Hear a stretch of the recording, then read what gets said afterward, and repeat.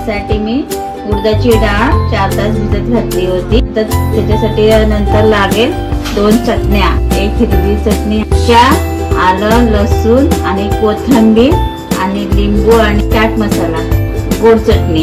हे पाण्यामध्ये जरा भिजत घातले होते गरम पाण्यामध्ये। ओले खजूर, गुळाचा 1 खडा, एवढी चिंच आणि दही लागणार आहे। दह्यामध्ये साखर टाकले 1 चमच आणि ते आता घाटून घ्यायचे। दही पाव किलो आहे। डाळ मी पाव किलो घेतली होती, अर्धी वाटली नाही, अर्धी आता मी वाटते।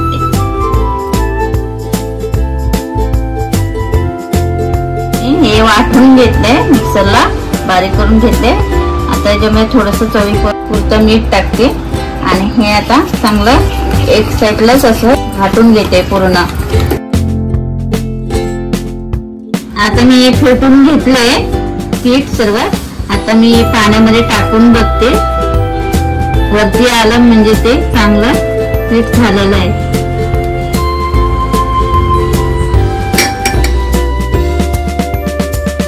आता ही वाटून घेतली हिरवी चटणी आणि ही गोड आणि आंबट चटणी मी गाळणीने गाळून घेते। त्याच्यामध्ये काहीतरी थोडंफार राहील म्हणून हे तळून घेते एक एक।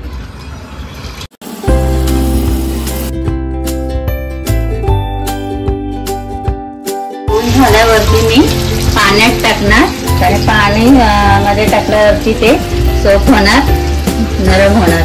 यासाठी तळून झाल्यावर लगेच पाण्यामध्ये टाकणार। आता हे मी पाण्यात टाकते, लगेच पाण्यात टाकायचे। एक एक करून आता सर्व काढून घेते, नंतर तुम्हाला मी दाखवते सर्व करताना। हे पाण्यात टाकून ठेवले होते ते आता मी पूर्ण पाणी सगळं काढून टाकते।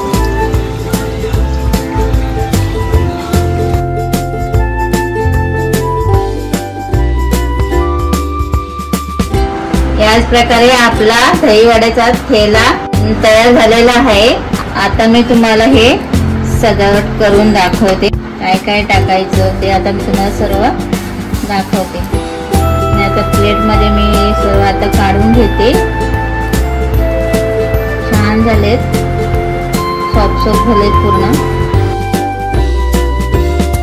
त्याच्यावरती दही टाकते, भरपूर टाकायचं दही।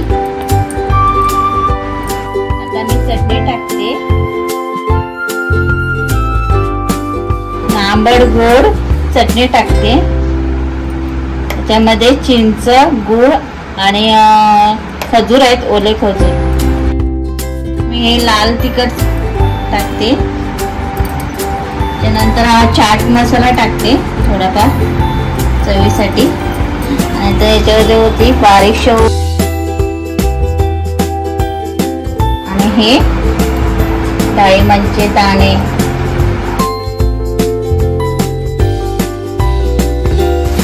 आता आपली डिश दही वड्याची तयार झालेली आहे। तुम्हाला कशी वाटते सांगा, दिसते पण छान। तुम्हाला आवडेल असं बनवा आणि कशी झाली ती सांगा कमेंट मध्ये, आणि लाईक करा आणि शेअर करा आणि सबस्क्राईब करा।